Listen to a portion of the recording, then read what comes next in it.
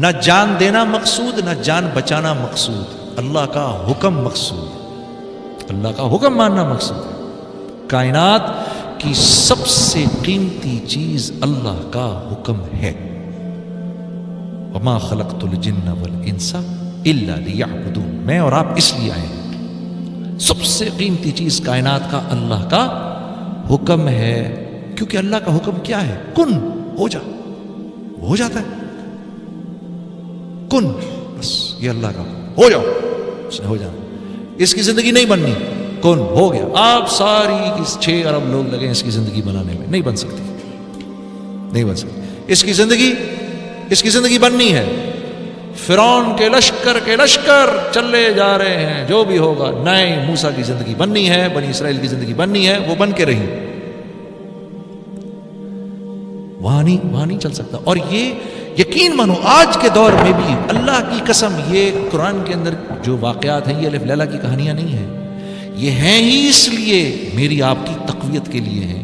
جس دور میں بھی ہم اللہ کے حکم کو پورا کریں گے، جیسے اللہ رب العزت نے ابراہیم علیہ السلام کو آگ میں گلشن میں بٹھایا، اللہ آپ سب کو، ہم کو، سب کو بھی یہ جو آگ لگی ہے اس میں گلشن میں بٹھائے گا۔ یہ دعا سب پڑھا کرو، اللہم انت ربی لا الہ الا انت علیک توکلت وانت رب العرش الکریم ما شاء اللہ کان وما لم یشاء لم یکن ولا حول ولا قوة الا باللہ العلی العظیم۔ عالم ان اللہ علی کل شیء قدیر وان اللہ قد احاط بکل شیء علما، اللہم انی اعوذ بک من شر نفسی ومن شر کل دابۃ انت آخذ بناصیتها ان علی ربی علی صراط مستقیم۔ یہ دعا پڑھا کرو، یہ حضرت ابو درداء کی دعا ہے۔ یہ جو صبح کے وقت پڑھ کے نکلے گا، جان مال ہر چیز کی حفاظت گارنٹیڈ ہے۔ یہ دعائیں، یہ اعمال، یہ دیے ہی اس لیے گئے ہیں۔ زندگی ان سے بنتی ہے، تمہارے میرے کرنے سے تھوڑی بنتی ہے، تمہارے میرے کرنے سے نہیں بنتی میرے دوستو، نہیں بنتی، نہیں بنتی، نہیں بنتی۔ یہ چیزیں غیروں کے اطمینان کے لیے ہیں، ہمارے امتحان کے لیے ہیں۔ اوئے یہ پیسہ آ گیا میرے پاس، اب کیا کروں، کہاں استعمال کروں، کہاں سے آیا، پہلے معلوم تو کرو کہاں سے آیا ہے بھائی اجمل، یہ کدھر سے آ گیا، یہ میں نے کہاں سے کمایا، بھائی چیک کرو بھائی، یہ صحیح کمایا غلط کمایا، یہ اگر میرے بچے کے خون میں چلا گیا، اگر غلط ہے تو یہ تو اس کو نافرمان بنا دے گا۔ ہاں، یہ میری بیوی کے خون میں چلا گیا تو وہ تو بے وفائی کرے گی مجھ سے۔ یہ خون، یہ مال میرے گھر میں آیا، ارے ارے دیکھو دیکھو دیکھو دیکھو، اس مال کے آنے سے ایسا نہ ہو کہ اللہ چور ڈاکوؤں کو میرے گھر کی طرف متوجہ کر دے، وہ گھر میں آئے اور پتہ نہیں کیا کر کے چلے جائیں۔ چیک کرو یہ کہاں سے آیا، لا الہ، یہ چیک کرو یہ کہاں سے آیا، لا الہ، یہ چیک کرو یہ کہاں سے۔ اب یہ صحیح آیا ہے تو اب اولاد کے جسم میں جائے گا، اولاد فرما بردار بنے گی، بیوی کے جسم میں جائے گا، بیوی اور محبت کرنے والی بن جائے گی۔ ہاں، میرے جسم میں جائے گا، اللہ مجھے اور مطیع و فرما بردار بنائے گا۔ ہاں، تو ہمارے امتحان کے لیے ہے یہ سب کچھ، یہ ہمارے امتحان کے لیے ہے، ان کے اطمینان کے لیے ہے، ان کو اطمینان ہوتا ہے۔ وہ فون کرتے ہیں یا آن لائن چیک کرتے ہیں، کتنے پیسے ہیں بینک میں، اتنے پیسے، اور ان کے لیے بھی سن لو، ان کے لیے بھی صرف خبر ہے، یہ اتنے پیسے ہیں، خبر ہے، ان کے ہاتھ میں کچھ نہیں ہے، ہاتھ میں کچھ نہیں ہے، یہ ایک خبر ہے، نہ جس کو چھو سکتے ہیں نہ محسوس کر سکتے ہیں ایسا، یہ ایک خبر ہے۔ اور یہ خبر بھی کیسی ہے کہ اللہ واہ واہ لہو ملک السماوات والارض والى اللہ ترجع الامور۔ میرے دوستو، اللہ فرما رہے ہیں یہ جو تیری جیب میں تیرا مال رکھا ہوا ہے، یہ تجھ سے نہیں جڑا ہوا، مجھ سے جڑا ہوا ہے۔ دنیا کا ہر امر ہونے سے پہلے مجھ سے پوچھتا ہے کہ میں نے ہونا کیسے ہے۔ یہ مال دیکھنے میں آپ کی جیب میں، اللہ رب العزت تو یہ پیسے کے بارے میں نہیں فرما رہے تھے، میں سمجھانے کو کہہ رہا تھا کہ آیت کا مفہوم یہ ہے کہ جو چیز آپ کے پاس ہے وہ دیکھنے میں آپ کے پاس ہے، دراصل تو اللہ سے جڑی ہوئی ہے۔ یہ اللہ سے پوچھتی ہے، یا اللہ اس کو نفع دینا ہے، نقصان دینا ہے، کیا کرنا ہے؟ تو یہ بول آج کے دور میں میرے دوستوں ہمیں سننے کو نہیں ملتے، ہمیں کوئی بتانے والا نہیں۔ ہاں، اللہ سے ہوگا، الیس اللہ بکاف عبدا، الیس اللہ بکاف عبدا، میرے بندے کیا میں تیرے لیے کافی نہیں ہوں، میرے بندے کیا میں تیرے لیے کافی نہیں ہوں، میرے بندے کیا میں تیرے لیے کافی نہیں ہوں۔ سوچو تو صحیح، کیا ضرورت ہے اللہ کو یہ کہنے کی؟ ہم اس کے لیے بنے ہیں، ہم سب کے سب کو اٹھا کے جہنم میں بھی ڈال دے تو اس نے کوئی ظلم نہیں کیا. پر کیا کہہ رہا ہے میرے بندے، الیس اللہ بکاف عبدا. اللہ یہ بھی فرما سکتے تھے میرے بندو میں تمہارے لیے کافی ہوں، لیکن نہیں، ایک سوال رکھا، وہ اس بات کی خوبصورتی کو اور بڑھا دیتا ہے. الیس اللہ بکاف عبدا، کیا میرے بندے میں تمہارے لیے کافی نہیں؟ کیا میں تیرے لیے کافی نہیں؟ میں تیرے لیے کافی نہیں؟ دیکھو تو صحیح، ماں کے پیٹ میں 3 اندھیروں میں کیسے تجھے زندگی دی، تجھے تو پتہ بھی نہیں تھا، نہ اپنی مرضی سے اس گھرانے میں پیدا ہوا، نہ اپنی مرضی سے اس شہر میں پلے گا، نہ اپنی مرضی سے اس دنیا سے جائے گا. ہاں تو کھانا کھا رہا ہے، کھانا کھاتے کھاتے دیکھ تو صحیح تو ذرا، یہ جو تو روٹی کھا رہا ہے اس کی 10,000 سال سے نسل کون چلا رہا ہے؟ ہم نے تو 4 کاغذ کے ٹکڑے دیے اور گھر پہ لے آئے. یہ جو بکری کھا رہا ہے اس کی ہزاروں سال سے نسل کون چلا رہا ہے؟ یہ جو سبزی کھا رہا ہے، یہ جو پھل کھا رہا ہے، ہزاروں سالوں سے اس کی نسل کو کون چلا رہا ہے؟ میرا اللہ چلا رہا ہے. یہ جو پانی ہم پیتے ہیں میرے دوستو، 16 ٹریلین گیلن پانی 1 سیکنڈ میں بخارات بن کے اوپر آسمان میں چلا جاتا ہے. پھر ہوائیں آتی ہیں اس کو لیتی ہیں. اس میں نمک جو ہے، یہ نمک اس کو زیادہ اوپر جانے نہیں دیتا، کیونکہ نمک کی اللہ نے تاثیر رکھی ہے، یہ ٹھنڈا جلدی ہوتا ہے. نمک کی کان میں جاؤ نا آپ تو بہت ٹھنڈا ہوتا ہے، بہت ٹھنڈی ہوتی ہے. آپ نمک کی کان میں اگر آپ کبھی جائیں تو ٹھنڈی ہوتی ہے، اللہ نے اس کی تاثیر رکھی. تو یہ پانی کے ذرات جب اوپر جاتے ہیں، تھوڑے اوپر جا کر نمک ہونے کی وجہ سے یہ ٹھنڈے پڑ جاتے ہیں جلدی، 1000-1200 فٹ پہ ٹھنڈے ہو جاتے ہیں، ورنہ 10-15-20 ہزار فٹ پر بھی جا کے ٹھنڈے نہ ہوں گے. تو یہ اوپر جا کے نا 1200 فٹ پہ جا کے ٹھنڈے ہو جاتے ہیں، جم جاتے ہیں بادل کی صورت میں. پھر اللہ ہواؤں کو بھیجتے ہیں، یہ ان بادلوں کو لے کر چلتی ہیں. پھر کبھی کراچی آ کر پانی برستا ہے، صاف پانی، نمک اوپر ہی روک لیتے ہیں اللہ. پھر یہ آگے حیدرآباد میں برستا ہے، پھر وہاں برستا ہے. پھر جدھر جگہ نہیں، جدھر ضرورت نہیں ہوتی، بادلوں کو چلاتے چلاتے لے جا کر یہ پہاڑوں کے اوپر برف کی صورت میں جما کے ٹنکیاں بنا دیتے ہیں. پھر اوپر سے سورج چمکتا ہے، پھر وہ سورج کی وجہ سے وہ برف پگھلنا شروع ہوتی ہے اور دریاؤں میں صاف ستھری ہو کر بہنا شروع ہوتی ہے. ہم اس میں ایک پمپ ڈالتے ہیں، جس پمپ کو ڈالنا بھی ایک مصیبت ہوتی ہے، اتنی بڑی مصیبت. اس کو نکالتے ہیں، پانی کو پیتے ہیں. اتنا کچھ تو اس میں نظام میرے رب کا چلتا ہے. اس لیے میرے نبی نے فرمایا جب پانی کو پینے لگو تو بسم اللہ الرحمن الرحیم پڑھو، اور جب اس کو پی لو تو کیا پڑھو؟ الحمدللہ. اس کو بیٹھ کے پیو، اس کو دائیں ہاتھ میں لے کر پیو، اس کو دیکھ کر پیو، اس کو 3 گھونٹ میں پیو. شروع سے پہلے بسم اللہ، آخر میں الحمدللہ، کہ اس کو تیرے منہ تک پہنچانے میں تیرا کوئی کمال نہیں ہے. ہاں میرے دوستو، لا الہ الا اللہ. ہاں اتنا بولو اللہ کو، اتنا بولو اللہ کو، دل اس بات کی گواہی. میرے بندے، وَفِي السَّمَاءِ رِزْقُكُمْ وَمَا تُوعَدُونَ، جو رزق تو اپنا دنیا میں ڈھونڈ رہا ہے اس کا تعلق زمین و آسمان سے، ساری کائنات سے نہیں ہے. یہ تو ہم آسمان سے اتارتے ہیں تیرے لیے، پھر تو جھوٹ کیوں بولتا ہے؟ اب وہ مجھے نوجوان کہہ رہا مجھے بتائیں میں کیا کروں. میں نے کہا بھائی دیکھو، دنیا میں اگر اللہ کی مان کے چلو گے تو یہ اللہ کا وعدہ ہے کہ اللہ تمہیں حیات طیبہ دیں گے. اور حیات طیبہ اور زندگی کا نام ہے. جو زندگی اللہ لمبی کر دیتے ہیں، نیک انسان کی زندگی اللہ لمبی کر دیتے ہیں، اس کی تقدیر بدل دیتے ہیں. اس کی تقدیر میں جتنے سال لکھے ہوتے ہیں، جب اس کی زندگی کے اندر اپنی فرما برداری دیکھتے ہیں تو اس کی زندگی کے سالوں کو بڑھا دیتے ہیں. آسمان سے رزق کے وہ دروازے کھولتے ہیں جو اکثر نہیں کھولتے. اس کے لیے خاص رزق اترتا ہے.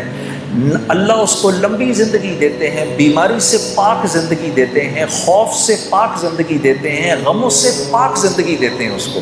تو میں نے کہا یہ رزق جب تمہارے گھر آئے گا تو اب تم مجھے خود بتاؤ، جب یہ تمہاری اولاد کے جسم میں یہ خون میں دوڑے گا تو اولاد اللہ کی فرما بردار بنے گی کہ نافرمان؟ تو میری شکل دیکھنے لگا، پھر کہنے لگا نافرمان.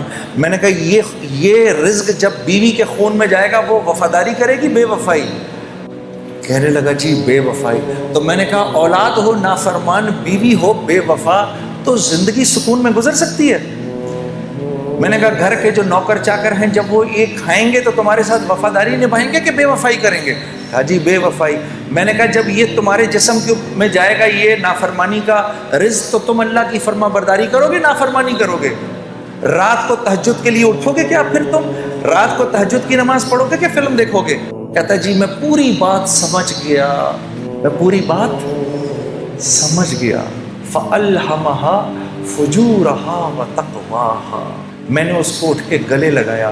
میں نے کہا اگر تو نے دل میں اس بات کا عزم بھی کر لیا ہے کہ آج کے بعد میں اللہ کی فرما برداری کروں گا تو خدا را بیٹھ کے میرے لیے دعا کر اللہ مجھے بھی معاف کر دے کہ اس وقت اللہ کی رحمت نے تجھے ایسے گھیرا ہوا ہے کہ اگر اس بارش کے تھوڑے سے چھینٹے مجھ پر بھی پڑ گئے تو میں بھی نکل جاؤں گا. کیونکہ اللہ کا جو بندہ اندر سے اس بات کا عزم کر لے اے اللہ آج کے بعد نافرمانی نہیں کروں گا, میری مدد کر, آج کے بعد میں تیری فرما برداری کی پوری کوشش کروں گا.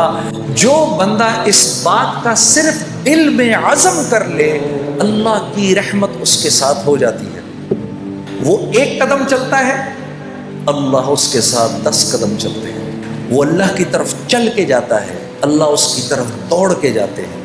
یہ اللہ کا وعدہ ہے. قد افلح من زکاہا. اللہ فرما رہے ہیں میرے بندے اگر تو نے اپنے نفس کو, اگر تو نے اپنی خواہشات کو میرے حکموں کے تابع کر دیا تو تو کامیاب ہو جائے گا. کیونکہ یاد رکھ نفس پر تو چلنے کے لیے نہیں ہے, نفس پر جانور چل سکتا ہے. کیونکہ جانور کو تو ہم نے کوئی اختیار دیا ہی نہیں, وہ تو اچھائی اور برائی کو نہیں سمجھتا. کتے کو کل اللہ پکڑ کر جہنم میں نہیں ڈالے گا کہ تو نے فلاں کی ٹانگ کیوں پکڑی. وہ کہے گا یا اللہ تو نے مجھے جس فطرت پر پیدا کیا میں نے پوری زندگی اس فطرت پر گزار دی, میں نے اسی فطرت پر زندگی گزاری. سانپ کو اللہ جہنم میں نہیں ڈالے گا کہ تو نے کیوں کاٹا فلاں کو. وہ کہے گا اللہ یہ تو نے بات میری فطرت میں ڈالی تھی اور میں بالکل پورا کا پورا تیرے حکموں پر چلا ہوں. شیر کہے گا اے اللہ میں نے کبھی گھاس نہیں کھائی, میں نے کبھی پھل نہیں کھائے, وہ تو نے انسانوں کے لیے بنائے تھے. میں نے کبھی سبزیوں پر منہ نہیں مارا کیونکہ وہ میرے لیے تھا ہی نہیں. میری تو جو تو نے فطرت بنائی میں اسی فطرت پر چلا. بکری اللہ سے, گھوڑا اللہ سے, اونٹ اللہ سے کہے گا یا اللہ ہم نے کبھی گوشت کو منہ نہیں لگایا, جو تو نے گھاس پھوس ہمارے لیے بنائی ہم نے وہی کھائی. یہ میرے اور آپ کا معاملہ ہے میرے دوستو. کل کراچی ایئرپورٹ پر جب میں یہاں آ رہا تھا تو ایک بھائی میرے پاس آ کے بیٹھ گئے. ہم مسجد میں نماز پڑھنے لگے تھے تو وہ میرے پاس بیٹھ گئے. مجھے کہنے لگے مجھے بتائیں میں دنیا میں ایک خوبصورت زندگی کیسے گزار سکتا ہوں. میں نے کہا میں اگر آپ کو یوں بتاؤں اور اگر آپ میری بات پر عمل کر لیں تو آپ یقین کریے کہ اللہ رب العزت کی ذات اس کی یہ منشا ہر وقت کی منشا ہوگی کہ آپ کی زندگی ایک خوبصورت زندگی بن جائے.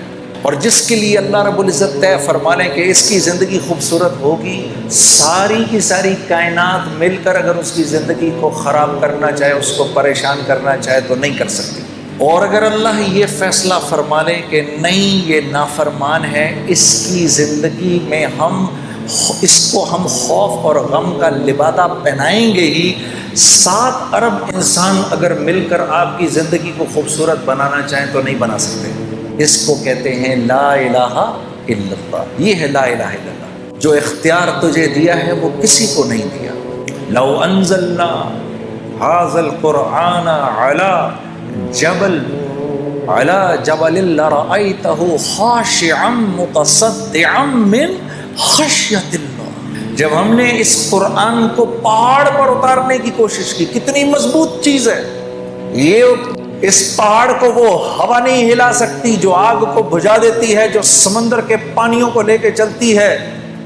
وہ آگ بھی وہ ہوا بھی اس کو اپنی جگہ سے نہیں ہلا سکتی. بڑے بڑے زلزلے بھی پہاڑ کو نہیں توڑ سکتے. اس پہاڑ نے اللہ سے کہا یا اللہ یہ قرآن میرے اوپر نہیں اتارنا, میں تیرے حکم نہیں پورا کر سکتا کیونکہ میں تو تیرے حکم میں جکڑا ہوا ہوں. انسان نے کہا اے اللہ ہم پر اتار, ہم تیرے حکموں کو پورا کریں گے. تو یہ ذمہ داری لیے بیٹھے ہیں میں اور آپ کہ میری ہر حاجت اللہ کی ذات سے جڑی ہوئی ہے. اگر میں اپنی حاجت کو چیزوں کے اندر ڈھونڈوں گا تو میں پریشان ہو جاؤں گا. اگر میں یہ سمجھوں گا کہ میرے بھوک کا تعلق میرے معدے سے ہے تو پھر میں مخلوق سے جا کر اپنی ضرورت کو پورا کرنے کی کوشش کروں گا. مخلوق تو خود ضرورت مند ہے, انہیں تو خود ضرورت ہے, وہ تو خود بھوکے ہونے والے ہیں تھوڑی دیر کے اندر, اس کو تو خود بھوک لگنے لگی ہے تھوڑی دیر میں. میرے دوستوں بھوک آتی ہے اللہ کے بھوک کے خزانوں سے, اس کا تعلق معدے سے نہیں ہے.